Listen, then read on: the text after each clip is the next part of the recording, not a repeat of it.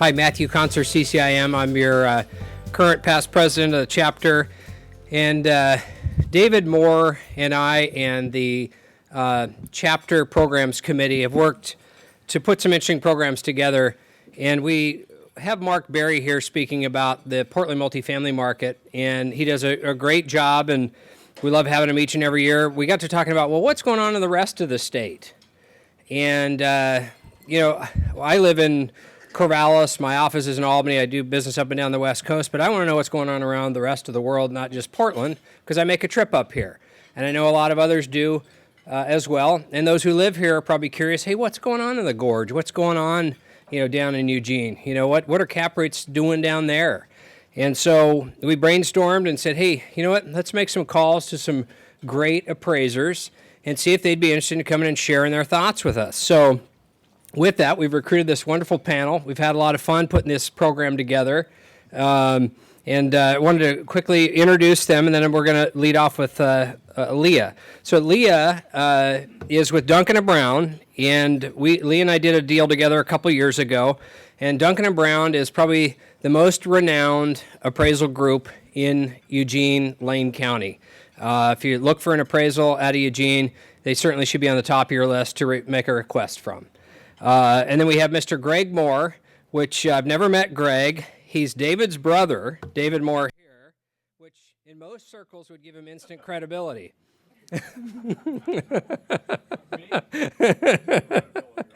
So we had some fun on the conference calls. I too have brothers, and there was some fun discussion. So, and then we have Katie Pell-Bands, and she is the daughter of, I don't know if you guys have ever done business in Salem.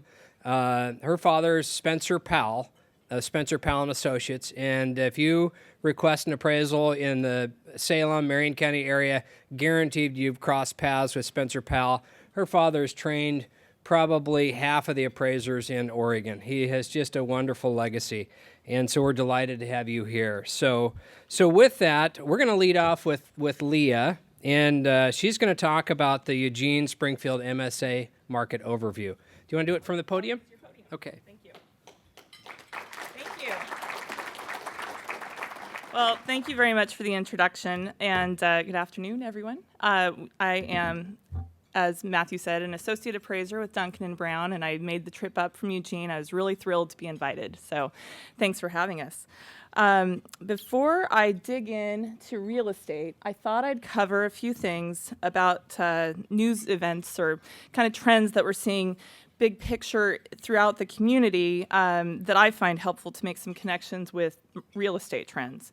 I'll cover population and growth in our community, as well as how economic conditions are doing.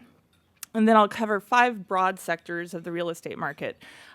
There's so much going on that I really had to sort of narrow the scope of my presentation. And if there are any questions about other sectors that I don't cover, like I'm not really covering manufactured home parks, that was one thing that I mentioned, or medical office, feel free to ask at the end of the presentations. For some context of how I'm going to be talking about market trends, I'll share quickly that I've come to define 3 major periods of activity out of the past 10 or 11 years. Roughly 2004 to 2008 were years of steady to accelerating growth with what I call irrational exuberance. I borrowed the phrase here and there, but not really like other market areas. We're looking at you, Bend. While the U.S. economy had technically exited the recession in 2009, that year through roughly 2013 were years where we still had very few market transactions, and we actually saw quite a few properties become distressed. By late 2011, we started hearing from brokers and owners that they expected things to improve any day now, and we watched for activity that supported this sentiment, but we were still waiting for it until about second quarter 2014. That's when there's a real clear delineation in our market area of when we started seeing a higher transaction volume and we started seeing some pricing appreciation. As always, some property types or certain locations were ahead of or behind this curve. And I'm not as experienced as Spence Powell or Rick Duncan or John Brown from my office. For me, it can be challenging to see where you are in the business curve at any given point. flip through here. So the Eugene-Springfield area is not only home of the Ducks, as you may know, it's also Oregon's third largest metro area. Combined, the Eugene and Springfield population is about 220,000. Population within a 30-minute drive time radius of Eugene and Springfield is about 315,000. And then, of course, we have Florence, Oak Ridge, Roseburg, and Albany-Corvallis within another hour or so. Over the past 10 years, the Eugene-Springfield metro area has had a slower growth rate than other metro areas. And in general, our area's population growth is seen as manageable, allowing for needs for new community resources like schools or transportation infrastructure or medical facilities to be identified in advance rather than playing catch-up after a population surge. Some trends that I think are notable in our area include in-migration. Our area, Eugene and Springfield, have a reputation as having all the amenities of a big city without the hassle. Making the drive today reminded me of that. As well as the other trends that I think are interesting are the changes in demand that are developing as we have the baby boomer and the echo boomer cohorts aging. Housing, of course, is one area that's always at the fore.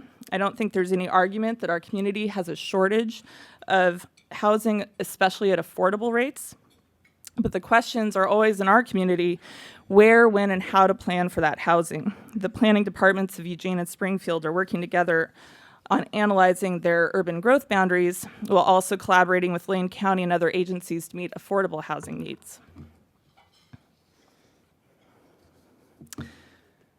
Turning to economic conditions, we've seen great improvement in market sentiment over the past 2 to 3 years.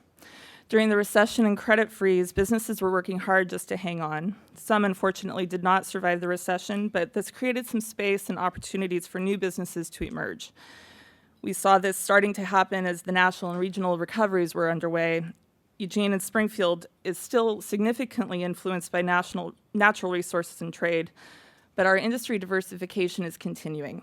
One particularly interesting development to me is a recent surge in tech-based business growth. Little confession, I'm a bit of a Tolkien fan, so when I heard that our local tech industry had adopted the nickname of Silicon Shire, I got pretty excited.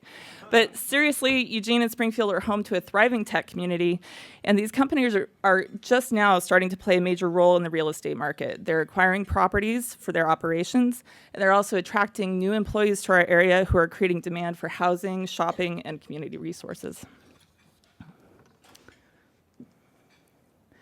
So speaking of housing, this is one of my favorite graphs to show because I think it nicely captures market sentiment in the single-family housing market before, during, and after the recession. Thinking back to those major periods of market activity I mentioned earlier, prior to 2009, we saw residential land prices trend as high as $350,000 an acre, which is pretty high for our market area. Effects from the recession and credit freeze lasted a bit longer in Eugene and Springfield, and we saw virtually no market sales in about 3 years. Since about 2014 and 15, we've seen some optimism return. Developers are now creating new inventory. All of the lower price lots have been absorbed, and there are still higher price lots available, but these lots are going to be developed with higher price homes, which are going to be targeted to a narrower niche of buyers, and so that's translating into some added risk in this market sector. Multifamily residential development, it's kind of a hot topic. Our area is heavily influenced by the University of Oregon population. Focusing first on the off-campus area, though, Eugene and Springfield added a few over 3,000 new units over the past 15 years. Nearly the same number of units were built on campus during that time. So that's why Eugene's construction trends are skewed compared to Springfield. New development of student-oriented housing is tapering off, and while we still have owners and developers evaluating whether to build in the campus area, attention is turning to other areas where development's going to be more fruitful. Springfield, for example, has units in construction right now, and projected rents at completion are expected to exceed the financial feasibility challenge that we've had there for a long time. Turning to the industrial real estate market, we're seeing improvements in occupancy and pricing. Overall, the market is still down from pre-recession levels, but we're seeing recovery accelerating in recent months. One interesting twist to us is how the recent legalization of cannabis for recreational use is impacting real estate in this sector. We'd already seen that buyers were willing to pay top or above market pricing for properties that could be used as dispensaries because of how laws regulate where those can be located. Now with industrial properties, particularly those that would have been suitable for an agricultural or nursery use, we're seeing higher prices relative to typical market levels. We're finding it hard to say if this is a short-term or persistent trend. Capital borrowing is still so constrained. Funding for these operations remains restricted to either private or hard money lenders at higher interest rates than traditional lenders. But this niche of users is absorbing space in the market, which is expected to push up prices, assuming these businesses stay in place.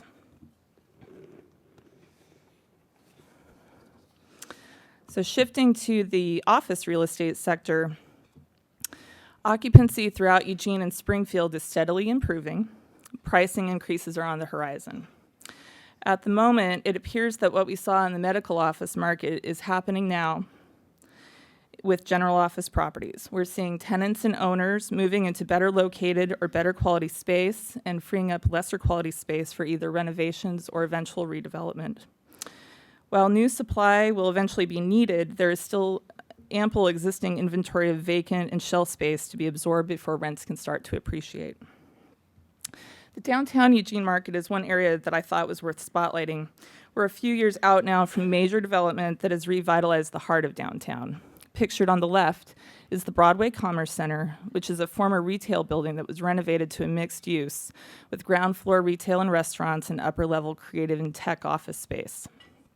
The Woolworth building is on the right.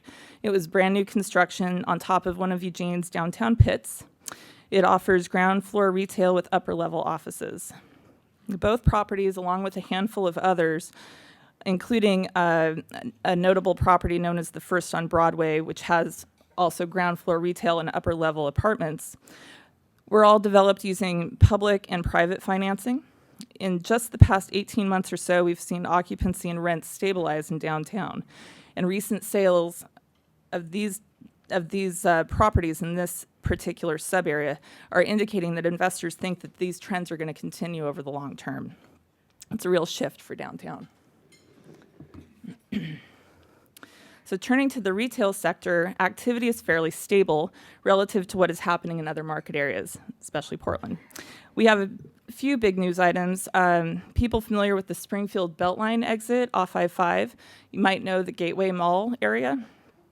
Gateway was one of 30 malls that was spun off by General Growth to the Rouse Properties portfolio. And over $43 million has been spent to convert the traditional mall to the largest power center between Portland and Sacramento. The center has been also rebranded as the Shops at Gateway, and it's brought in new retail and restaurant brands to our area. According to a Rouse press release this year, the center is 94% leased. 94% leased, up from 80% in 2011, prior to the start of the remodel. The entire Gateway corridor is experiencing an upswing in retail, as is the overall market, and we still have a handful of exceptions that have higher vacancy persisting even since before the recession.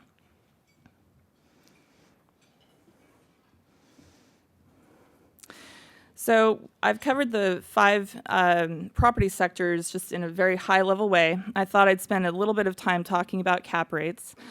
One of the most common questions we get as analysts in my office is, what's the cap rate for my property?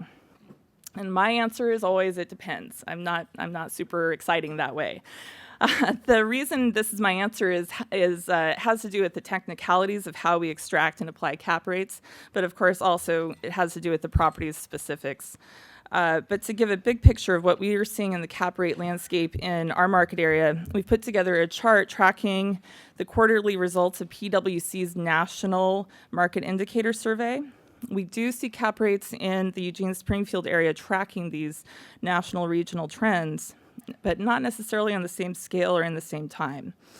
I will say in Eugene and Springfield, we're seeing cap rates declining overall.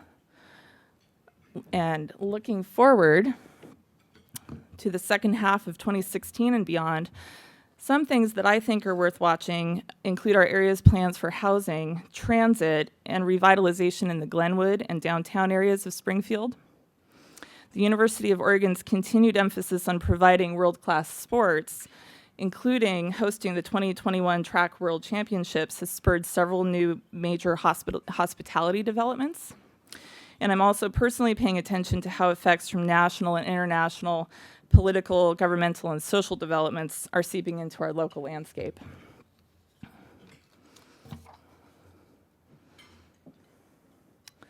So in closing, I would like to say thank you again for the opportunity to visit today.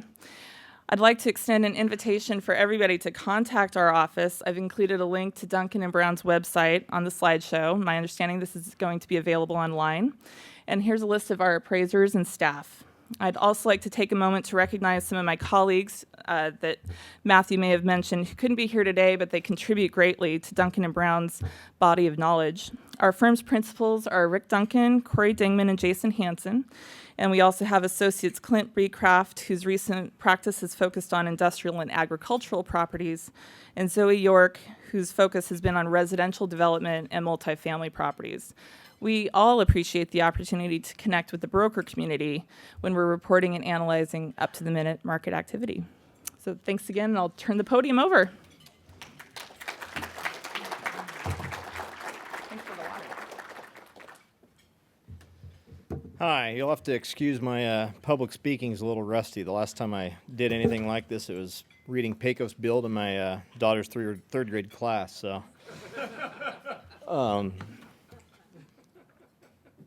So I've been working in Bend since 1998. I started under Spence back in '93.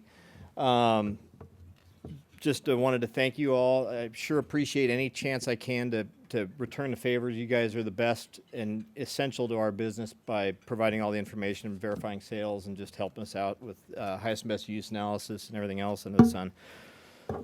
So they decided that I could handle everything east of 99E in 15 minutes. So I need to move along kind of quickly. And my preparation, it looks like I'm going to be pushing my limit here. So I'm going to go pretty fast, but I understand you guys will have information to the details on my information, or I'll be able to talk to you after the presentation.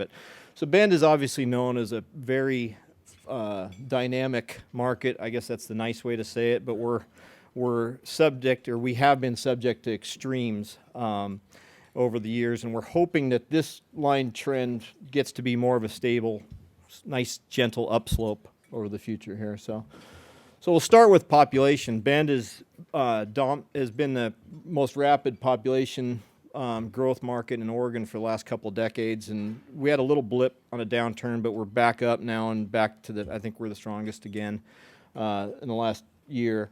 And so we've passed 170,000 on our metro area, MSA, and the city itself is over 80,000. It's starting to give us a little bit more credibility with national retailers and businesses that are seeing Bend as more of an acceptable place to open up a store or an office. We got Trader Joe's, we got Walgreens opened 2 stores just last year. Maybe In-N-Out will come to us next. I don't know.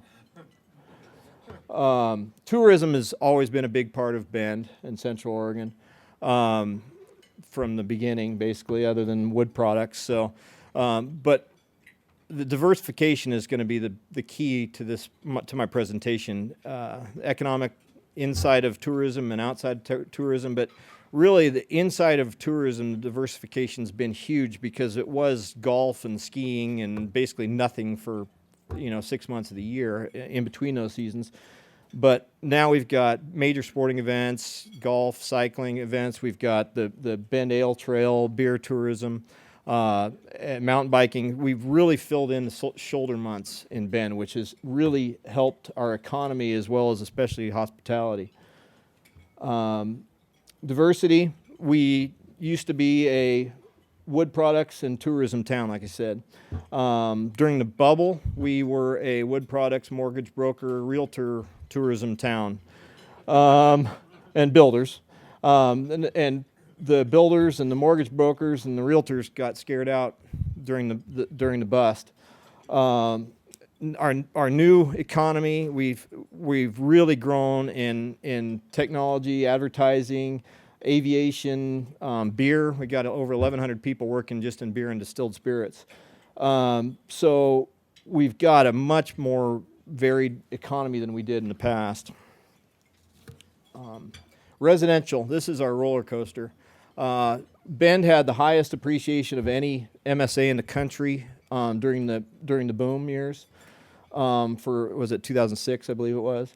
Followed up by the biggest bust of any place in the country in, I think it was 2009. We're coming back. We're still not back to the peak. We're, I believe it's 335,000 now, which is shy of the 375,000 during the peak, but we're getting there. And there's no reason that that's going to slow up anytime soon because our inventory of land and lots is so small, and that with the diversifying economy, we've got more jobs available, and there's more reason for people to want to move to Bend. Oh, by the way, going back to tourism, we had 23% increase in overnight lodging taxes just last year. And Robertsfield, our area, we've got more and more hubs that we're serving, and so our inbound and outbound flights is through the roof. So, office and industrial. One of our problems, I wish I had the data that some of my colleagues here have. We just don't have much activity, relatively speaking. Office and retail and industrial, there just aren't that many properties that have been made available for sale compared to other markets. So when people ask about cap rates, I can say, well, look, this is what's sold, but that property there was, distressed, or that property there was a trophy, or whatever it was. But it's hard to go with a true trend. But in the market, our values and our rental rates are getting back to pre-recession levels. Our vacancy rates are at stabilized levels. So if we had more land, we'd probably see a lot more development going to be occurring as feasibility rents are being reached. Hospitality is one of our segments where we're seeing a lot of activity. With that growth in the tourism industry, with the diversification, the shoulder months getting filled in, it's a lot more attractive place for hoteliers to put up new units. So we've got 660 rooms and 8 hotels that have been built or are under construction since 2014. And it's pretty incredible. It seems like every month there's a new project that pops up, and you think, wow, we already must have been getting close to saturation. But they're going, and with the 81% occupancy we had last year from July through October. So it wasn't just during the peak of the market. I mean, all the way through what used to be true shoulder months, high occupancy. By the way, the city of Bend they put a limit on overnight lodging on single-family residential units in town, where you couldn't put up a new overnight lodging rental within 250 feet of an existing one. Brian, is that still in effect? Yeah. Okay. Destination resort market, it's part of the tourism and hospitality segment in some way. I mean, it's been a long-term part of our economy since Sun River and Black Butte Ranch. During the boom, we had a rash of new projects that were going up.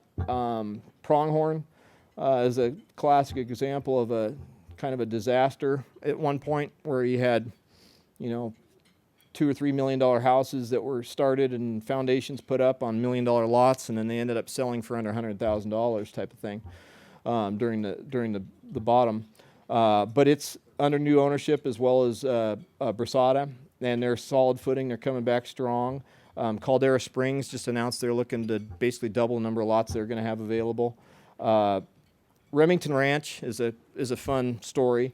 So the developer got it fully entitled, a couple thousand acres, 800 and something lots. He put in a lot of the utilities and cut 9 holes, and then the market tanked. Had to give it back to the bank. Bank took a while to clear out title with some other lien holders, construction companies that had done the utilities. They finally just sold it this last year for $2.25 million, which is basically ag value only. But the property's totally entitled still for 27 holes of golf and 800 plus units of housing and lodging and everything else. So it's a pretty screaming deal for this investment group that bought it because they can sit on it. They don't have to do anything to keep the entitlements. Apartments, we got no vacancy. Been a couple of years under 2% vacancy is my understanding. Disclaimer, I'm not a big apartment appraiser, but I obviously have to keep track of it. There's a ton of data on this one, and hopefully you guys can see it or pull it up when you want. But we've got 1,500 units that are either under construction or proposed just since 2015. And obviously rents are getting up above feasibility levels, and so if we have enough land, we're going to see more. Cap rates, as I said before, I wish I had more data to go by. Here's some cap rates we got for the sales that we've seen of investment type properties between 6 and 7.5%. But really, for a true investment property, you're at the lower end of that range for what we've seen. The properties that are for sale right now are all in, basically, I think I did a search yesterday, I think every one of them was between 5 and 6%. So obviously the owners are not hot to sell. They're expecting values to go up and they're holding them tight and looking for either values or rental rates to go up. OSU Cascades is a big part of the strength of us. This started back in 2001. We had the first enrollment. The city and the school were going to go together into a project on the north end of town. What was called Juniper Ridge is a 1,700 acres, I believe, mixed-use project that was going to be a business campus and residential and institutional. People realized they didn't want to be out in the sticks, and there was utility issues, and so that project's hit the reef. And the OSU decided they wanted to be in closer to town. So I helped a little bit with the site selection, but they did end up selecting a site at Colorado Avenue and Century Drive, so on the southwest side of town, 10 acres. They are developing the academic building and the residence hall and dining hall. The academic building will be ready for students this fall, and then the resident hall and the dining hall will be ready winter of 2017. But the CCIM community was a huge factor in getting this thing done in Bend. The business community and CCIMs in particular were really strong at driving huge fundraising efforts that made the state realize that we could support this. And this is helping us because that was the one weak link with our community for bringing in the high tech, the software, all these elements of our economy that are really helping us out. Notable developments. These are just some of the notable ones, and by no means all of them, or even necessarily the biggest ones, but just some of the ones that I thought were kind of notable to talk about here. Crane Shed Commons is a mixed use down in the Old Mill District. This has been a site for all kinds of different proposals over the years, but it's actually under construction. They're going to do a 4-story hotel and then a 4-story, 50,000 square foot Class A office building. That'll be the first major office building in Bend since the recession. Market of Choice is going in. St. Charles Medical's doing a $14 million medical campus on the south end of town. It was an underserved area. Base Camp Townhome project. It's not a big project, but it's just one I thought I'd mention here. It's kind of testing Bend a little bit. It's a Pearl District concept, 3-story. Project down centrally located right near the new Whitewater Park and the Old Mill District. It's got second and third floor residential and then a little tiny garage, little tiny accessory dwelling unit on the bottom floor. No real parking. So it's one of those things we're wondering how Bend is going to receive this, because that's not, I think most of us that are from there think of Bend as being a place you can stretch our arms and legs out and not necessarily be crammed together. Fred Meyer's going to anchor a new 51-acre project, mixed use, some senior living and whatnot up on the north end of town.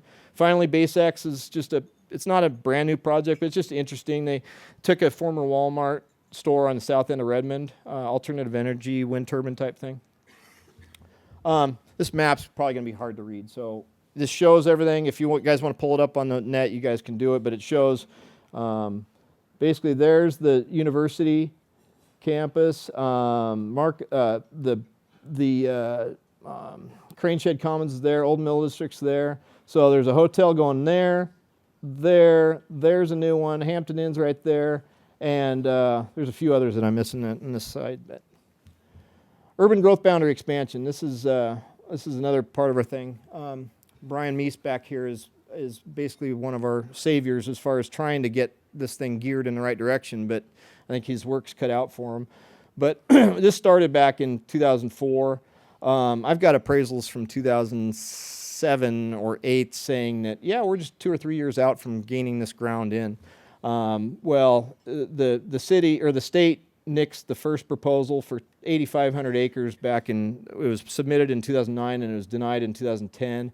They're just about to finalize or approve their plan to then be submitted to the state, and it's looking like it's going to be about 2,150 acres. So it dropped from 8,500 acres to 2,150 acres. Brian is saying that Redmond next door is a town of, a third the size of ours, and they have the same size of UGB expansion. They just got passed, so that makes a lot of sense. But but in this plan is probably going to be appealed, and as Brian said also, and I've heard from major developers, we'll be lucky if we see any shovels hit dirt that's been annexed until 2022. So these things are supposed to be 20-year expansions, and we're not going to see, it's going to be obsolete by the time it starts for us. Surf Bend. So looking in the future, some of the, the benefit of that UGB, the limited land available is we're not seeing a superheated development market that we have in the past. With the diversified economy, we don't expect to get hit as hard as we did last time. We don't have Buena Vista Homes pulling the rug out from under us. It's looking solid right now for a more stable if we do hit a recession. So. Ag market. I'll go through this fast. So it handled the recession much better than other segments. Especially if you're not looking at the recreation, the trophy ranch type thing, that market got hit hard. But if you're looking at hay farms and there's strong demand, and it like Redmond, Culver, Madras, those farms never really lost much value. We're finally starting to see some recreation trophy type properties sell too. One of the big notable ones close by was 6-shooter, sold for $22.25 million back in 14, I believe it was. The Gorge has been hit hard by some bad weather the last few years. Orchardists have been challenged, but been boom or bust there. They've had some great years too. But there's been some significant new orchard developments. Dallas Port's got a big project by Webster Farms, and the Parkdale Orchardist is doing several hundred acres of pears and apples, Honeycrisp up in Wamak. First vineyard market, there's been the first major vineyard sale in the Gorge. Maxim Magazine picked the Gorge as the big hot new vineyard market. But Celilo was a big vineyard sold to a Southeast Washington, Tri-Cities area, Corliss Vineyards. White salmon, Bingen, Hood River, strong market. The drone manufacturers, recreation market, and the lack of overheated development before that last recession let them go through it, slide through that recession pretty easily. Some significant new projects going up. Nichols Landing down at the port is going to have a hotel and convention center. Just this last week, I believe it was, there was tentative approval for a hotel and music venue in the Mid-Valley, D, which is between Parkdale and Odell. Just trying to think. Skip through. Key Development is the big developer down in the port. They just took down, just closed on a site. It's the old expo center in the port. They're going to tear down the building and use it for parking for 2 new industrial buildings next door. Basically sold for 17 and a half a foot or something like that, 1770 foot. The Dalles, a little different. It's been dominated by basically 2 players, Mid-Columbia Medicals, the big tenant in that Water's Edge project. It's a mixed use on the east end of town in the Lone Pine Village, which is a whole can of worms in its own right. A real nightmare. If you talk about everything that could go wrong in a project, that's it. Grenada theater block, the Urban Renewal Agency there assembled, I think it was 4 lots to spin to, was it Hilton Hotels was going to do a hotel and convention center urban renewal project. That one's on hold because Hilton or the developers wanted to buy the whole project, all the dirt for $1, and the renewal agency balked. Just wanted from appraisers, just in general. I was talking to Len earlier, the amount of work or the type of work we're seeing, it still seems like it's dominated by owner-user, new construction, new acquisition, more than most other. If it's a really strong tenanted project, new development, then we'll see that. Nothing in the terms of development land. I haven't seen an RFP for subdivision in years. That's that. But thank you. I appreciate the opportunity to provide the information. You guys are absolutely critical to our business, and I hope anytime you guys need anything from Central Oregon, you can give me a call. I'm more than happy to help. Thanks.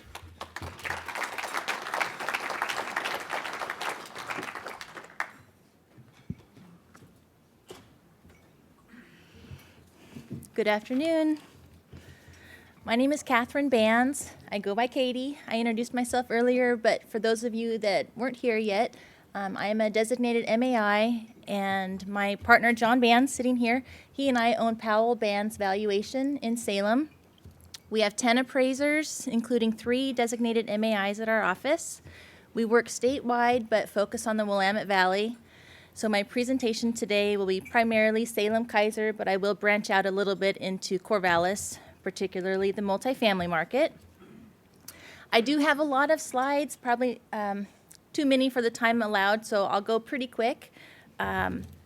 So, let's see. All right, population trends. Not much of note to report other than between 14 and 15, the most population growth occurred in Corvallis, which experienced a growth rate of 1.51%, outperforming most other communities.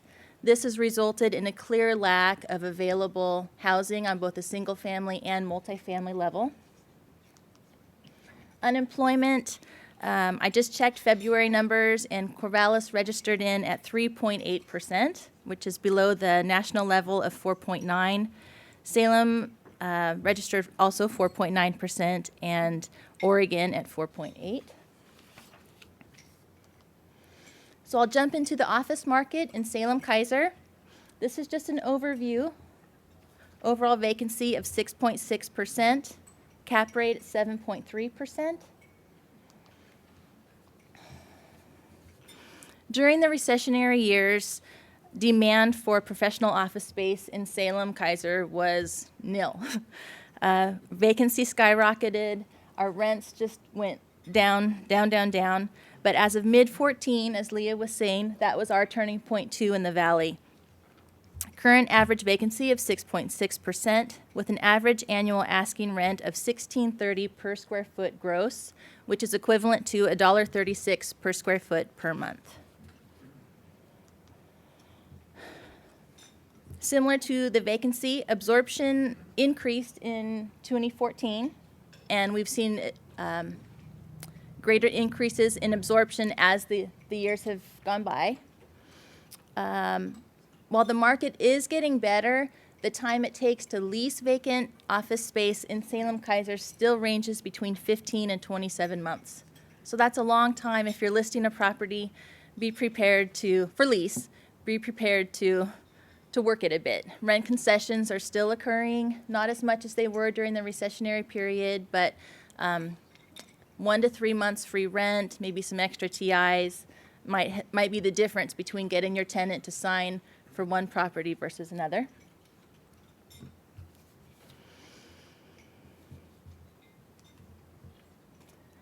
List to sale discounts are still occurring in professional office properties, ranging from about 5 to 10%. Cap rates. During the recessionary years, we didn't have a lot of sale transactions similar to what you've already heard. However, the ones that we did have reflected cap rates upwards of 9%. Those have gone down significantly in the past year, anywhere between 7 to 8% roughly for professional space, fully occupied. I wanted to discuss new and notable development in Salem-Keizer. The biggest project of note is still the former Boise Cascade property, which is located on the southern fringe of the Salem CBD. For those of you that don't know, it's right at the corner, signalized intersection of Commercial and Ferry Street. Let's see, the South Block Apartments here, that was completed in 2015 and has since stabilized. It includes 168 apartment units and 15,000 square feet of lower level commercial space. That can be either office or retail. Ticor Title has leased roughly 10,000 square feet of lower or street level space and is now occupied with a lease rate of $244 per square foot gross. So that's a big difference from the average gross lease rate of $1.36. Plans were just announced for the remainder of the former Boise Cascade site. Here in the middle, that's the Parkfront office building. And this is the first quasi-speculative office development that we've had since pre-recession. It will be 27,000 square feet on 4 stories. There's only 1 floor remaining to lease with an asking rent of $245 per square foot gross. Again, significantly above Salem's average rent. Rounding out the development will be Marquis Silver Gardens down here. It will be a 52-bed skilled nursing facility. The Parkfront office and the Marquis Silver Gardens will bring over 100 jobs to Salem with a combined construction cost of over $22 million. And then just a couple of other notable tidbits.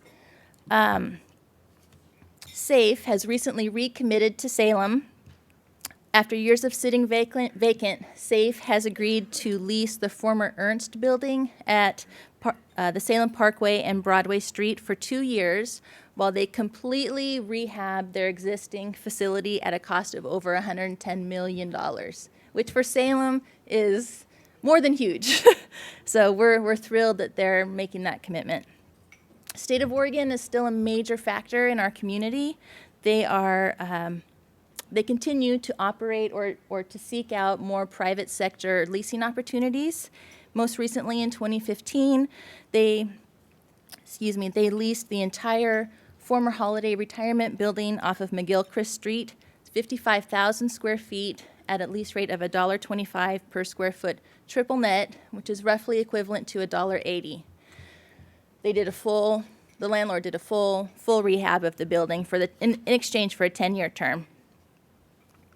This is the good side, but on the flip side, the Department of Justice has now vacated another huge property in Salem. So while it's great that they're now occupying that 55,000 square feet that was sitting vacant, they've left another large hole that we need to fill somehow. All right, Salem-Keizer Medical Office. This sector, other than multifamily, this was the darling during the recession. Not a lot of investor-related transactions, but a lot of owner-user opportunities. We saw retirement of several long-term dentists and doctors that resulted in practices and real estate being sold, again, to owner-users. Of the investment transactions that did occur, cap rates were anywhere between 6 and 7.25%. Salem Health continues to dominate the medical office community, and let's see, here is the newly constructed Salem Health Rehabilitation Center. This was recently constructed, opened in February of 2016 on the former Oregon School for the Blind site. So this started pre-recession, so 2006, I believe. Anyway, it took a long time to go through the development process with demolition of the buildings that were on site, that were historically sensitive. But I guess all that is behind us. The project is now complete, at a cost of roughly $15 million. However, they are continuing development of a large therapeutic garden. Next is Salem Pain and Spine Specialists. Sorry. This is near Mission, further east. This was constructed for an owner-user, roughly 5,800 square feet. And then the last one that is currently under construction is the Oregon Smile Care Center, roughly 6,000 square feet in the Madrona Office Park. All right, we're moving on to retail. Very similar to office. You can see the trend in the chart looks just the same. Suffered during the recession, really no activity, high vacancy, lower rents, but starting in mid-2014, the market began to improve. Current average vacancy of 4.4%, and this is according to CoStar. So I'll do a quick segue and thank all of you for inputting your data into CoStar, because it obviously really helps us and is appreciated. Current average annual asking rent for retail space is $1.13 per square foot per month. However, there's a large discrepancy between mature space and newer space, or maybe mom and pop space versus a national or even regional tenant. The difference can be roughly $12 versus $38 per square foot on an annual basis. So clearly, if you're marketing a property that has regional or national tenants, I'm sure as all of you know, expect a lower cap rate, less risk. The retail marketing period for leasing is still over 1 year, ranging from 14 to 18 months. New construction has been well received, but mostly limited to South Salem. List to sale discounts are still occurring at between 6 and 10%. And then again, just the cap rate. Average cap rate for retail space right now is 6%. But I would caution that that is for properties that have regional and national tenants. If you have maybe an older property or a property with local tenants, I would expect to see cap rates more in the 7 to 8% range. Notable retail projects. I'm excited here. The former Safeway on Commercial finally leased. Thank you, Wilco. It's 34,000 square feet, and they're doing a complete rehab on the interior. That should open up this summer. Barrack Funeral Home here in the middle. They were in business for over 80 years. They recently closed shop. I don't know how you say that. Anyway, the property was recently purchased for redevelopment. I have tried, and some of you, thank you, some of you may know, have more information than me, but I've tried to dig up who will be occupying this site. All I've been told is that it's going to be a national credit tenant, possibly with a drive-through.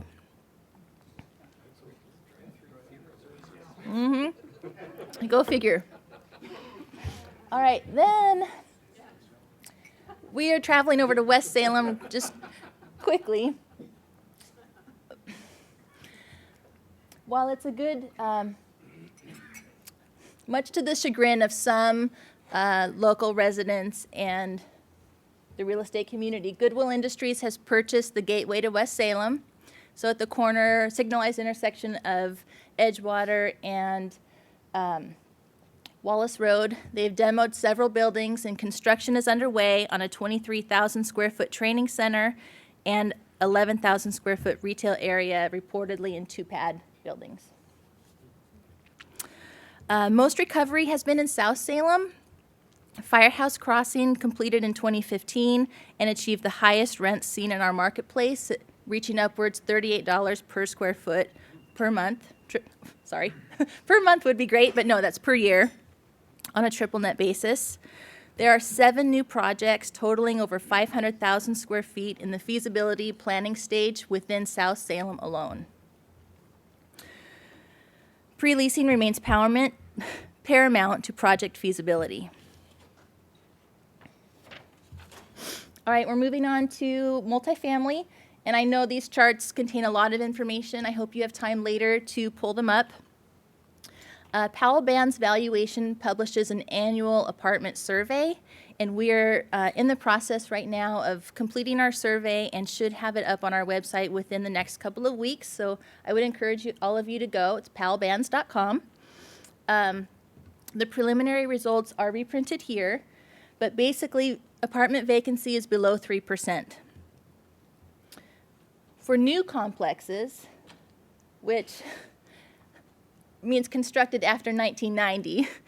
We may need to revisit that. But new complexes constructed after 1990 have an average total vacancy of 1.62%. With mature complexes constructed before 1990 ringing in at 2.05, excuse me. 2016 rents have increased in all unit types. The largest increase occurred in studio units, increasing 13.48%. One trend that I'm sure those of you that are from Portland or Portland Metro have seen is tenant-paid utilities. That is becoming more commonplace in the Salem market as well. So water, sewer, and garbage are slowly being passed on to the tenant in third-party billing or via flat fees. This just takes some of the burden off of the landlord. And obviously, this is more common in new complexes. And by new, I mean really new, 2010 and beyond. Mature complexes are getting on board with the premise, but it's taking a little bit longer. Multifamily cap rates in Salem are averaging about 6.5%.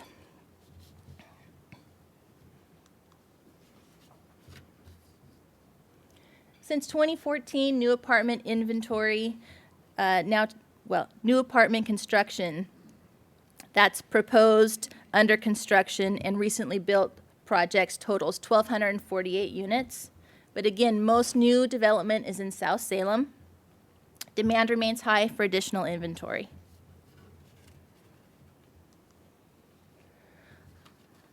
All right, moving on to industrial.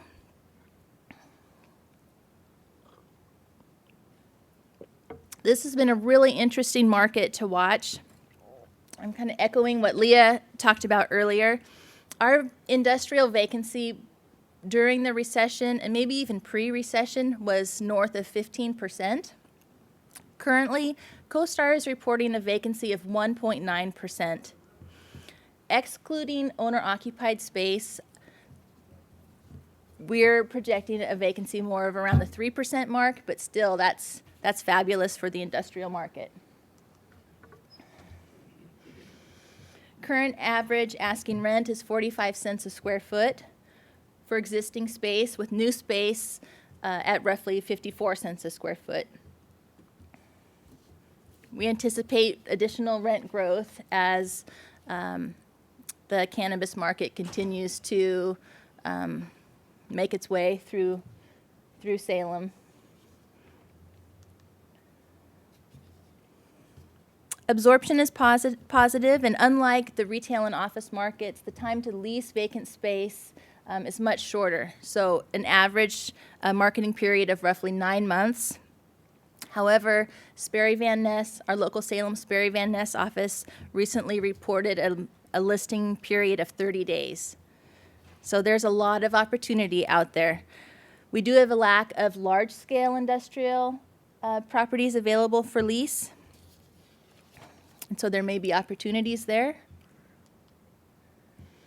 Kind of along the same lines, it's list to sale price discount has virtually been erased. We aren't seeing any discounting from the list to sale price, or if there is some, it's nominal. Now there's a lot of information here, but notable transactions include the leasing of the former Seneca Cannery. This was vacant for years, 410,000 square feet at the corner of Oxford and 16th and Salem. It was leased, 63% leased to Diamond Foods, Kettle Chips, go Salem, with the remainder leased to Northwest Distribution and Storage. The landlord invested millions of dollars in retrofitting an old building, a lot of new tenant improvements in order to attract the tenants. But I would say it was likely well worth it.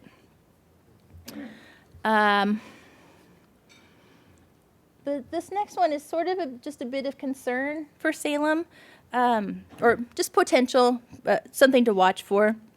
Salem has a 488-acre industrial corporate center. We're looking for builders to come in and build large-scale projects. However, it was recently announced that Woodburn has annexed 190 acres just south of the I-5 interchange, adjacent to Winco Foods, for industrial development. So it will accommodate up to 2 million square feet and may come online as soon as 2017.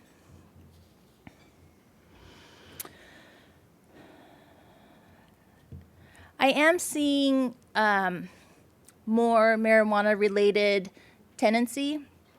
Some landlords are clearly adverse to it and would never consider allowing that type of a use, but those that are amenable to it are definitely reaping the rewards with higher rents, sometimes as much as twice market rent.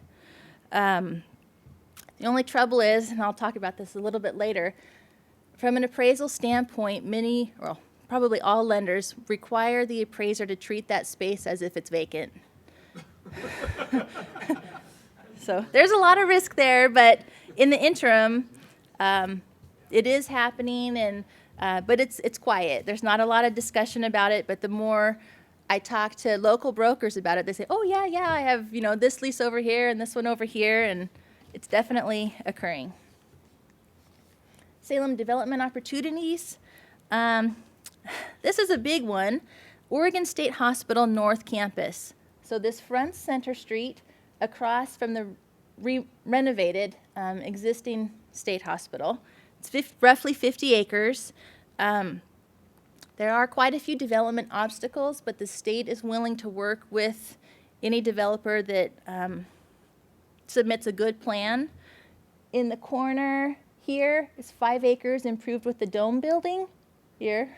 It's a beautiful old building on the historic register. This is the only building that will remain. There are, it's possible that this one up to the north here will also remain, but that is questionable. The remainder of the buildings will be demolished, and the state is already going in and remediating the whole property, including the underground tunnels and everything. So they're definitely willing to work with developers regarding rezoning, really anything you could think of. So I've heard that they've talked with McMenamins for the dome building, but negotiations stalled, even though it would be ideal, I think. The other main development opportunity is the former DeLon Automotive site, which is roughly 3.5 acres on the northern fringe of the CBD. It's poised for redevelopment and is also being considered by the city for one of 4 future Salem Police Headquarters sites. All right, wrapping up, I just prepared a little ditty on the Corvallis multifamily market. There are reportedly 18,000 people that commute daily into Corvallis, and this clearly is a good measure of the lack of available housing. As the chart shows here at right, there's a direct correlation between the increased enrollment at OSU and apartment vacancy, which is less than 1%. It's virtually non-existent. There have been several sales within the past year to 2 years of infill lots located near the campus. that were improved with viable but older single-family homes that were raised and then redeveloped with multi-story projects for student housing. And those land sales are transacting at $50 a square foot or more. The last thing I wanted to mention regarding Corvallis are the development hurdles with the city. I'm sure a lot of you are familiar, but it's tough to get anything developed in Corvallis, particularly if it's a large project. So for example, Timber Hill is in the desirable northwest quadrant of Corvallis. It's over 200 acres. It's poised for development, single family and multifamily, and a student housing component. However, the developer has been working with the city for over 2 years to move forward, I'll put it that way. So a lot of people, instead of developing in Corvallis, are now choosing to go to the other smaller markets. And the perfect example of this is Lebanon, which I was saying earlier that it seems weird to say, oh, Lebanon is booming. But for the multifamily market, it really is. In Lebanon, the development of the School of Osteopathic Medicine and the Oregon Veterans Home, which is a 154-bed skilled nursing facility, that's increased the demand for multifamily housing considerably. I was just told this morning that a brand new apartment project in Lebanon has absorbed at a rate of 15 units per month, so which in the valley is pretty darn good. There are more apartments planned and coming out of the ground, and this will only, demand for this product type will only increase upon development of a new nursing school, which is also proposed for the city.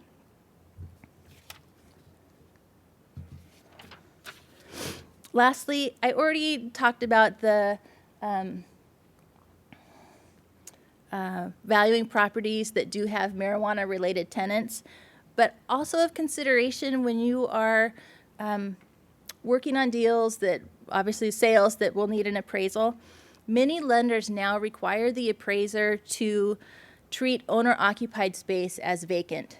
So the appraiser then has to go in and anticipate an absorption period, deduct rent loss during that 6 months, or if you're looking at retail or office, excuse me, it may be upwards of a year to a year and a half of rent loss, plus anticipated leasing commissions, plus tenant improvements, and contingency profit allocation. So I've run into several instances where this is a lender requirement now, but it ends up resulting in a lower value, which is often a surprise to the buyer, the seller, and the broker. So just bear that in mind if you're marketing properties with owner-occupied space. That's it. Thank you very much. I was honored to be asked, and thanks.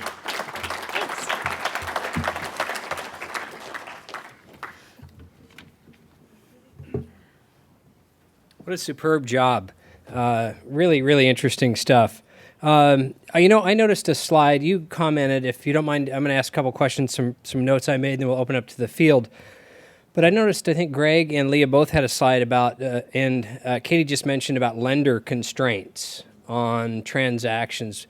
Were there some comments in your slide, Greg, about lender constraints that you're seeing in the market today, in this cannabis era industry or owner-user, or which would be a surprise to anybody in a transaction, right? If you got a deal under contract and your client goes out to get a loan, oh, by the way, we can't include your owner-user space in the valuation. I haven't dealt with that, but if it's an entirely owner-user property, then if your comps are owner-user, then that shouldn't be an issue. But I think what you're saying, if it's a portion of a larger property, then they're wanting you to.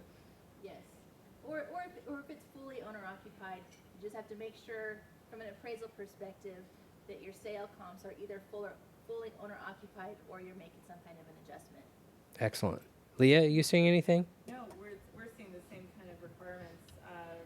Specifically the cannabis-related, we're required to treat that either as vacant, as Katie mentioned, or sometimes if it's a dispensary-type property, it's more of an owner-user type small commercial or retail type properties, so it's not necessarily the same type of requirement for analysis. Mm-hmm.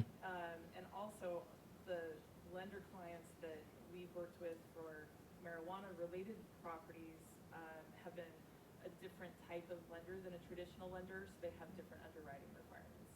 Gotcha. So a perfect segue. In June, we're going to be doing our Cannabis Chronicles #3, and we're going to be calling it The Good, the Bad, and the Ugly, because we've all heard some pretty interesting stories about this new economy. And just the disclaimer, we don't condone or condemn the industry as a chapter, but we are certainly tracking what's going on there, because it can affect us all with increased rents and other things. So. One thing on that, I don't know, Brian, if you noticed, I've just heard in the last couple of weeks that people are willing to buy water rights at like $30,000 an acre, detached from the real estate, if it's reclamation, so if it's non-federal water. So I don't know how much that's the case in any of the ag land in the valley here, but It's coming, yeah. So. big time. Yeah, water rights are a big topic. We'll probably have a program on that in the future. So, yeah. Any questions from the field here? Lee, you were just saying that when you're doing your appraisal, it is impacting it because of the type of lenders that are lending against the marijuana properties. Are you Right. saying that their loan to value is reduced because of the risk, or are you saying that their underwriting criteria is a little bit I different? think their criteria is different. We don't necessarily get into what their criteria is from our side, but they're not necessarily a federally backed institution, for example. You know, it might be private money, it might be hard money lender. They have different underwriting standards and expectations, and I think they're attracted to these because they're really the only game in town for this kind of business. Matthew, I got a question for you. Go ahead. Yeah, thanks for being here. I was wondering, what's the current market condition on student housing? I did a couple projects there a couple years ago, and, you know, they filled right up within, 4.5, 5 weeks, and they were good-sized projects. Where does that stand today? Absorption is slowing in student housing, especially in the largest complexes, maybe the ones that are managed by an out-of-area owner or management group. Okay. The complexes that are locally owned and locally managed, they stay pretty firm with their rents, and they are right there all year long, and so they're able to deal with the students who are coming in and inquiring about units in January for the following September. That's not necessarily the same field for an out-of-area manager. So we're seeing strong absorption and no rent concessions in the locally managed properties. Would you say new construction is slowing a little bit, maybe? Or how would you say? Yeah, a lot of the available properties that could be redeveloped, and that's what a lot of the campus area housing was redevelopment, has been done. And Thank you. so there's not that much available now. Well, then they put a moratorium on the MUFTI, so they Right. took a huge deal, Yes. huge tax incentive out of it. But in the private sector, where they're building outside the area in North Eugene, they've got 300 new units coming on, 271 are just being finished up. So, I mean, there's a lot of steam still left in the market. I don't know where it's coming from, but most of these out of area developers are willing to accept the 5.5% vacancy rate where we're used to seeing 3% for a number of years. So, Leah, you were saying that the city of Eugene participated in the development of the downtown projects, and I know Beam Construction was one of the Right. leading developers down there, and they're a very conservative company. So can you kind of share with us what kind of incentives were they, and is the city still willing to do that in any of the projects on land they own downtown? You know, it's a hot topic right now for the corner across the street from the Beam project. It's known locally as Kesey Square. There's been a proposal to put up a multifamily project there and have the city participate in selling that land or somehow participate in the development. I think the city is willing to do certain projects still, but I think that there's a sense from the community that it's not needed anymore, that the projects are financially feasible without the city's public financing. And across the street again from being, was the First on Broadway project. That was all ground floor retail. It's got multifamily up above. And that sold and then resold at a 6 cap in 2014 and then 2015. And so I think that people are pointing to that as saying, you know, the money is there and the stability is there in rents. So we don't necessarily need to put urban renewal funds and that sort of thing forward anymore. Interesting. Any other questions from the field? Question for Katie. You quoted a price of 45 cents per foot on the industrial. Is that the base rate for that? I believe that's modified gross, typically with the landlord paying taxes and insurance. So you currently have, you're estimating about a 3% vacancy? Yeah, Industrial. It is. it's a little hard to wrap your head around. At least it was for me, but that's what we're seeing. We're seeing a lot of tightness where we are.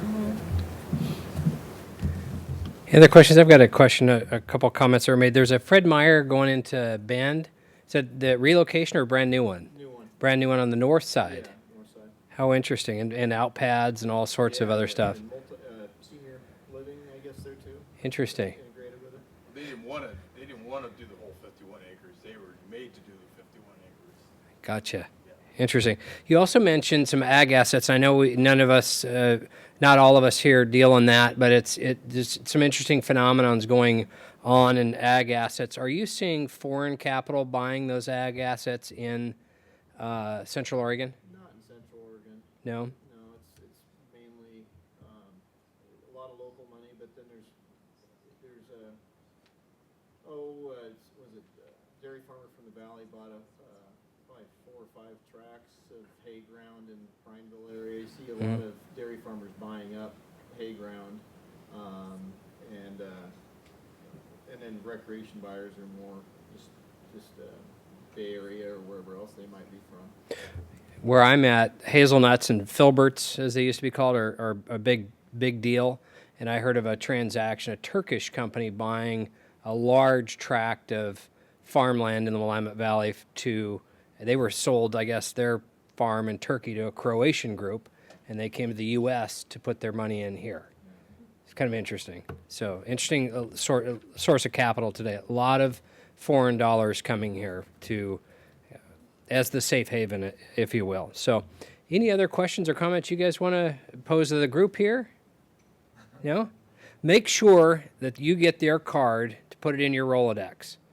Okay, they can help your business and vice versa. These are great contacts here, people you should know in commercial real estate. And with that, we're going to, do you want to make some announcements? Well, no, I just want to Oh. we got something down there. We do. Well, I think we should hand that out. Gosh, what do we have here? A gift. Thank you, guys. Start with saying thank you so very much for taking the time out. Thank you so much. Thank you, Katie. Matthew, could you let the 3 guest speakers know where that wine came from? Of course. So this is the very famous and very highly collectible and extremely drinkable Stoller Vineyard Pinot Noir. And I gifted the same stuff to all my clients, and it was very well received. So please enjoy. So, yeah. All right. Any announcements, Kevin? No? Okay, with that, we're adjourned. Thank you for coming today.